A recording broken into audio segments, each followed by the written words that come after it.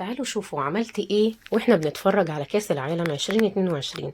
هنعمل احلى بسبوسة في دقايق ناجحة ومش هتفشل منك خالص، مستحيل تفشل منك.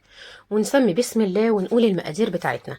بس قبل ما نقول المقادير بتاعتنا عايزاك تشوفي البسبوسة القمر بتاعتي وهي طرية وناجحة معايا وجميلة قوي وطعمها تحفة. المقادير بتاعتي معايا نص كيلو من دقيق السميد اللي هو السايب مش الاكياس، وكمان حطيت عليه كوبايه من السكر، وكمان عليهم كوبايتين من الزبادي البلدي العادي خالص. نجيب نص كيس من الكيك شيف، هبتدي ان انا احطه على الدقيق. لا مش كتير، النص كيس، علشان الدقيق السايب غير الاكياس، فبيحتاج حاجه ماده رافعه بس ترفعه شويه. وكمان هحط كيسين من الفانيليا. كيسين الفانيليا هيدوكي طعم وهيدوكي حاجه حلوه قوي. ممكن تبدلي بدل كيسين الفانيليا، ممكن تحطي جوز هند لو انت عايزه. وهحط معلقتين من السمنه، معلقتين كبار يكونوا سايحين، وتكون يعني دافيه سنه بسيطه، يعني مش سخنه. وهنقلب المكونات بتاعتي واغلف كل سميد بالسمنه بتاعتي. هنقلب كويس جدا لحد ما المواد كلها تمتزج معايا. انا حسيت ان العجينه بتاعتي محتاجه سنه اي حاجه سايله، يا اما لبن يا اما ميه، بس انا ما حطيتش لبن، انا حطيت ميه. ايه الفرق بقى بين اللبن وبين الميه؟ الميه هتديها لك طراوه، انما اللبن هينشفها معاكي. فانا حطيت لها شويه من الميه، نص كوبايه بالظبط على نص كيلو دقيق السميد. وبعد كده انا كده العجينه بتاعتي جهزت معايا. اجيب صينيه فاضيه، هحط فيها هدهنها زيت او هدهنها سمنه، وهنزل بالعجينه بتاعتي وهبتدي اني انا افردها بظهر المعلقه بتاعتي.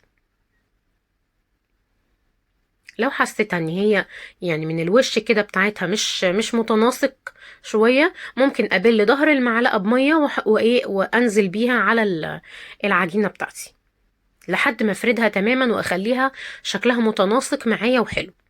عندك بقى اي مكسرات حطي، لو ما عندكيش مفيش اي مشكله، عادي خالص.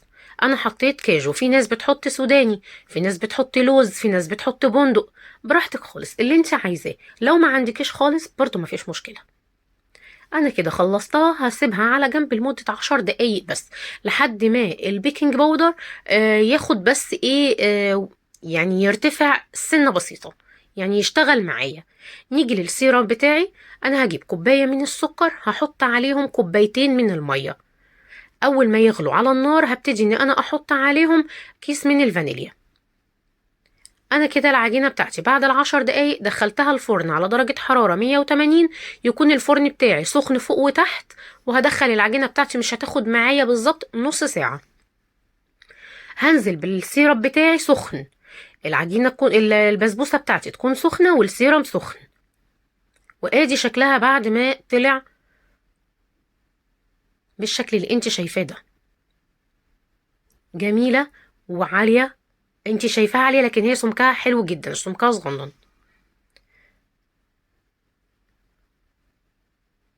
ودايبه دوب معاكي.